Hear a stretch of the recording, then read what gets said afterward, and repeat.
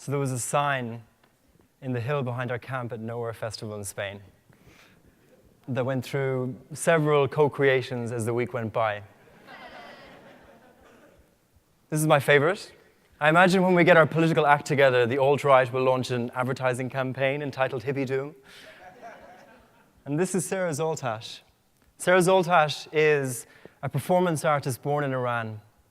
And every morning, she would stay up all night until dawn, and she would sing the Islamic call to prayer.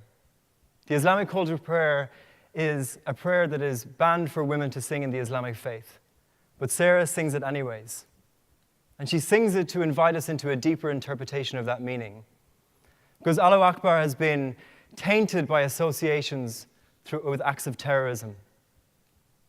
But Sarah sings a Sufi version to invite us into an understanding that the call to prayer is a call of longing. It's a prayer of longing to return to that which we have been separated from. And so every morning when the party was over, people would gather on the top of that hill, and they would come for a moment to be with themselves and to mourn those who have passed and those who they have been separated from. At its best, Black Rock City and the burns around the world are creating a new self in society. But this is increasingly at odds with our divided political world.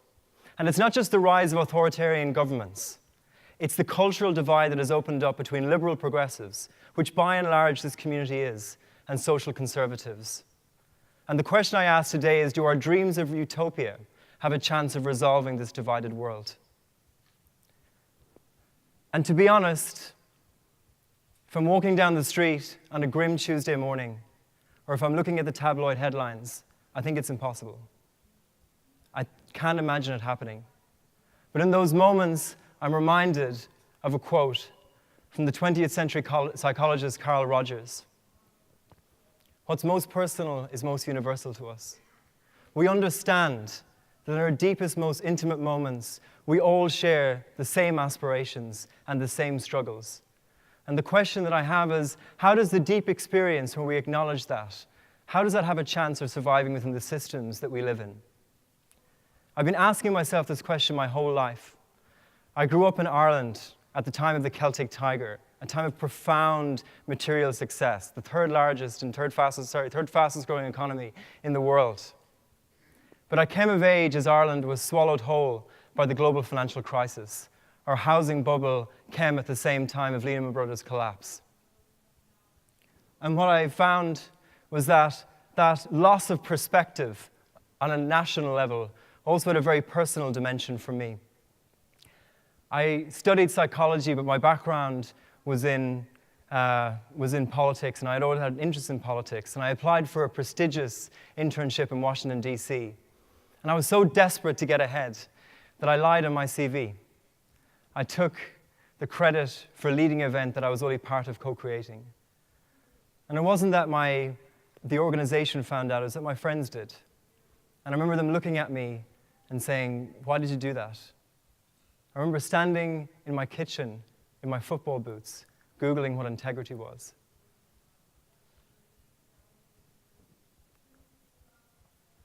And at the same time, my cousin died. He drowned in a boating accident, and he was known as Tomás Mannion. He was known as Moses because of his long curly hair. And Moses was the hippie of the family. And in his funeral, his brother said, "We're from a small business family, and we have, lots of money." Moses didn't even have a bank account, but he was the richest amongst us. And it affected me really deeply. And at the time, I got into meditation as a way of trying to make sense of what was an overwhelming situation. And it was in that moment that I had what you can describe as an awakening. But it was a simple and basic recognition that my thoughts and emotions that are going on inside me aren't actually me. And that the thing that I take for myself is more like an insecure personality structure, a lot like the houses that were never filled in Ireland. And why this is important is that when you open up to your inner world, your perspective on the outer world dramatically changes. When you really look inside, you can see how much of our actions are designed to shore up self-worth, When you develop a relationship with those reactions, you can see how much the media feeds our worst instincts. When you honor our needs for a deeper purpose, for belonging, for meaning, and for transcendence, we see how little our economy caters for this. It's in therapeutic contexts, when we really take off our masks, that we can see how much we are all suffering. But I never found a politics that reflected the priorities and perspectives that emerged from that deeper place. The closest I came was a report by the New Economics Foundation called 21 Hours. It was a simple vision that we should all work less in order to really make the most of life, to be with our families, to be with our children, to be with our communities, and to enjoy the precious time that we have. But these ideas are often, and so often, dismissed as idealistic and naive by people in positions of power, because they haven't tasted that experience for themselves. And so I made a conscious decision early on in my career to put a foot in both worlds, to be in the emerging alternative so I could understand the spirit of change, but also to keep a foot in the establishment so I could understand the logic that keeps it at bay. And so to do that, I enrolled at Schumacher College, which is like Hogwarts for environmentalists. And the first week of Schumacher, we were told, if you want to create a new society, if you want to study post-capitalist economics, you need to understand all of the old that you hold inside you. The founder, Satish Kumar, said, you might be here to learn economics, but you're actually here to fall in love.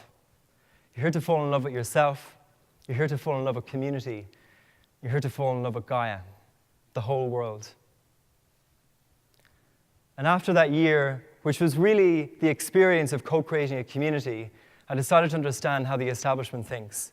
And so I studied at the Blavatnik School of Government at Oxford University, which is something that I would never, ever recommend, having lived in a hippie commune the previous year. And in the first week I was at Oxford, we were given a T-shirt that literally said, "Training to run the world," which is not the kind of thing you give to people who already suffer from messiah complexes. But in that world of power, we are homo economicus, with a little bit of behavioral economics thrown in. You're either left-wing or you're right-wing, and we must govern as best we can. And around that same time, I worked for the British Foreign Office. I was a scenario planner looking at the world of 2030. And that was about looking at drivers of change, early warning climate change, mass migration, another financial crisis, the food, water, and energy nexus crisis, growing population. And we didn't predict the rise of Trump, but we did find that as the world increasingly experiences global systemic threats, it provokes a turn inwards, an isolationist response. But what struck me from that time was the sobriety within which the information was received. There was no sense of a deeper emotion of the moral catastrophe that we're headed towards. There was no sense of transformative renewal. And what I realized was this, that the renewal of progress lies in a deeper experience of self. But that is impossible to understand unless you've experienced it yourself. And it's even more difficult if you lack the language and the confidence to articulate it in a professional context, particularly in the white heat of politics. And this dilemma became very real to me. I had just went to Peru and I had taken ayahuasca, which, as anyone knows, is about as deep as you can go. And I got a random email from the managing partner of a city law firm.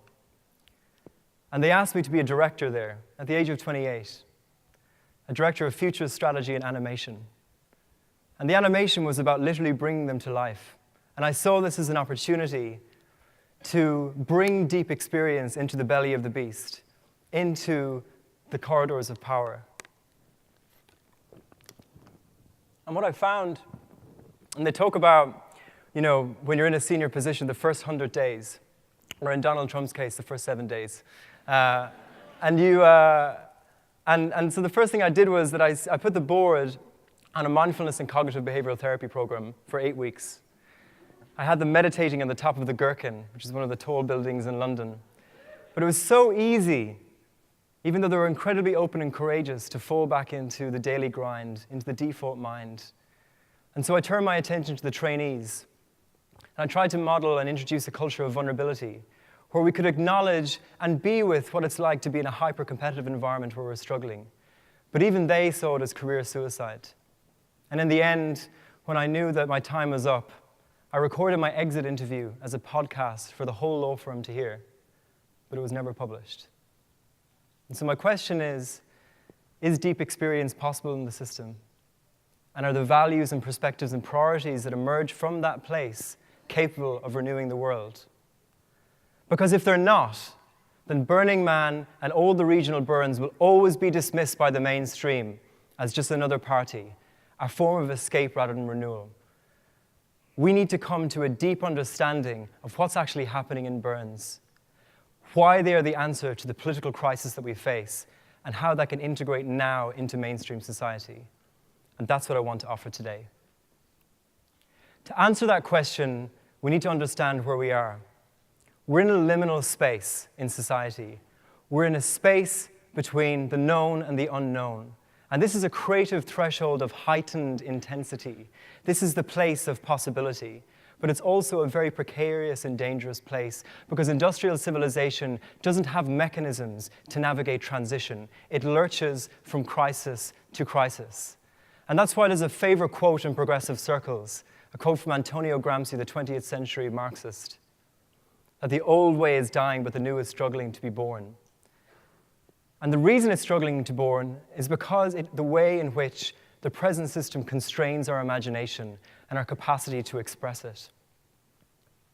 So what is the old way? We talked about the American dream this morning, but the basic idea is that growth will create jobs, which will create a kind of a ladder of material prosperity. Look at them, they're having a great time. But actually what's going on underneath that is that we've designed a system that is incredibly good at meeting our material needs. It's truly an exceptional system at that. But it has neglected our social, emotional, and psychological needs. It's neglected our needs for meaning and purpose and belonging. And when those are neglected, a part of us dies inside. And at the heart of this, and most pernicious, is that it obscures the actual work that we need to do, which is to address our childhood wounds and our negative cultural conditioning. This is the stuff that holds ourselves and the world back, that stops us stepping into our power. Because deep within all of us is a secret, sacred, scarred and scared self that the ego protects through a variety of defense mechanisms that are doing us and the world harm. And until we get to that, on some level, the new will always be struggling to be born.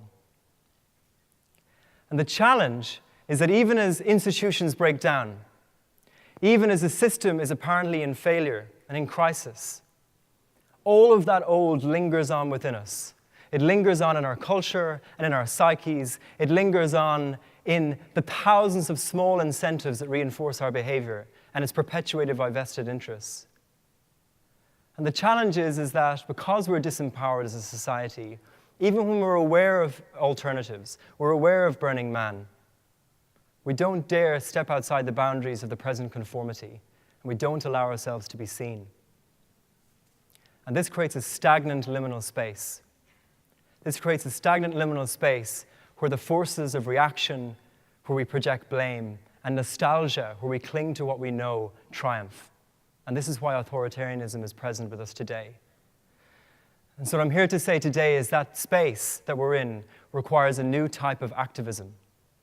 Micah White, the co-creator of Occupy Wall Street, said that we need a type of activism that creates mental shifts in people, basically an epiphany. My feeling is that the renewal of progress lies in a deeper experience of self. And so for people like us who are advocating transformative renewal in society, we need to invite people in the most compelling way to experience and understand themselves anew. And for that, we need a deeper, more visceral engagement with the fundamentals of reality, the inevitability of our death, the primacy of love, the fragility of being a human, and for a silent majority, the presence of the divine. These are the formative experiences that disrupt the small narrative we have of ourselves and inspire within us a desire to grow and to heal that secret, sacred, scarred, and scared self and step into our power.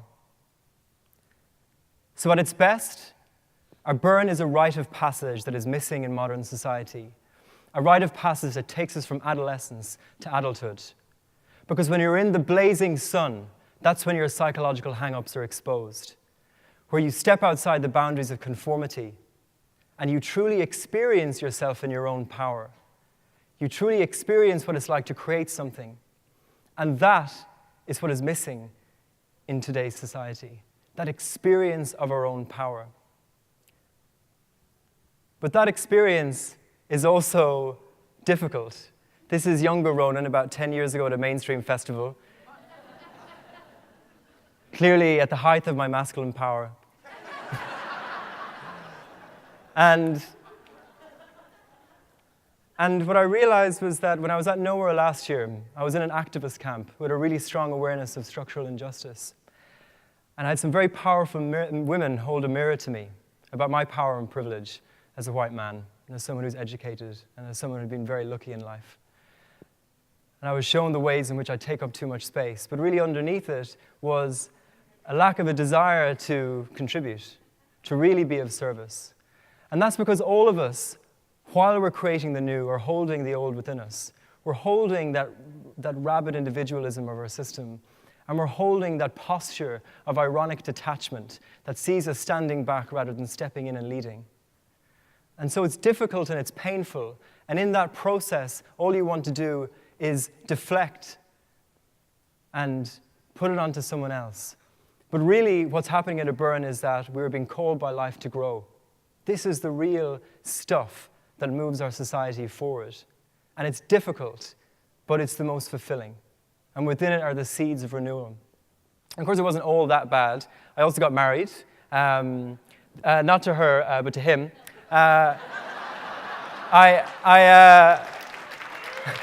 do have to clarify that I forgot to mention at the talk at ELS that this was a joke between a friend of mine that got completely out of hand at Dawn's ceremony, but I was walked down the aisle by Sarah Zoltash singing "You Make Me Feel Like a Natural Woman." And I look back on the Ronan who was trying to really meet his needs, for his deeper needs, by getting shit-faced, when all he really needed was the good old institution of marriage. So back to the original question. How does this new self and society that we are forging, how does it offer the potential to renew an increasingly divided political world? And I think that we do this in 3 ways. The first is that it facilitates a deeper political culture. The second is that it reveals a new vision of progress. And the third is that it prototypes a new democratic space in which these ideas can flourish. So the first, facilitating a deeper political culture.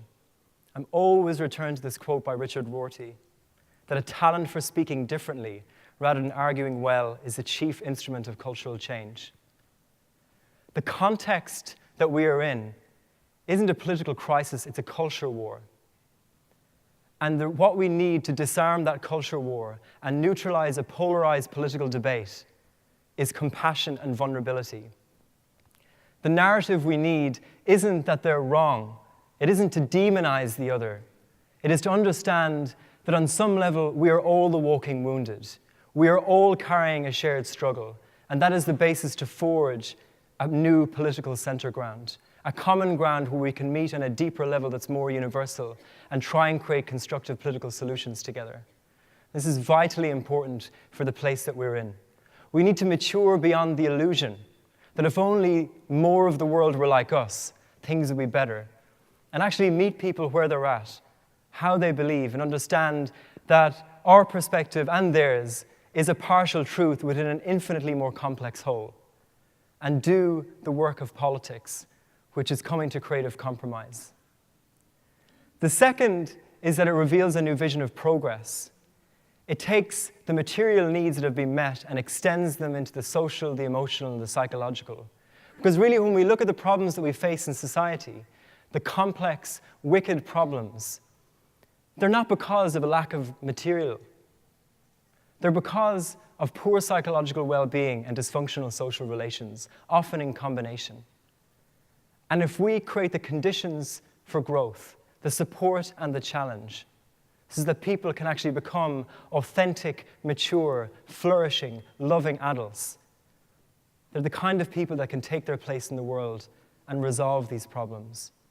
So this is a vision of progress that we are in live dress rehearsal mode for.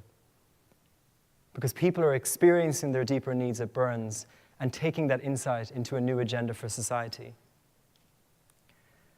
And finally, what we are unwittingly doing is prototyping a new democratic space. Because it's so difficult to imagine a deeper political culture and a new agenda being fought for on CNN with its adversarial, two-sided, simplistic debate. We actually need a container so people can experience themselves on a deeper level and participate in co-creating solutions that allow them to experience themselves in their own power and work through the business of politics.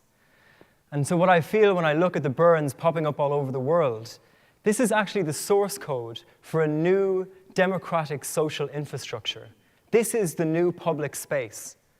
And my feeling is that with the decline of retail, offline retail, the high streets are going to become available for this new public space. And with the rise of city-states and municipalities, you're going to see pioneering, forward-thinking mayors who want to catalyze their citizens and are going to be looking to this community for how it can see participatory culture. And so when we talk about how do we spark a new citizenship, it's about creating an arena for citizenship to flourish. It's creating a new democracy. But that is all naive and ideal if you haven't experienced. Nothing is real until it becomes experienced. And so we have to create spaces that actually prototype and model not only personal renewal and cultural renewal that we experience at Burning Man, but political renewal as well. And this is something that I've tried to create. Last year, I brought together 80 activists, politicians, people who work in think tanks, systems designers, artists together for a weekend to explore how spirituality can renew progressive politics. And it wasn't just an intellectual inquiry.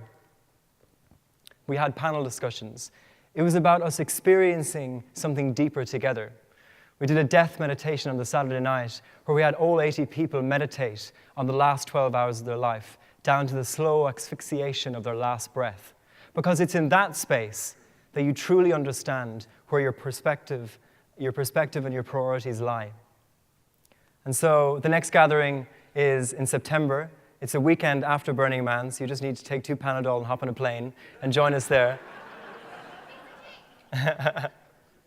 But it's not just about this happening once a year in the UK.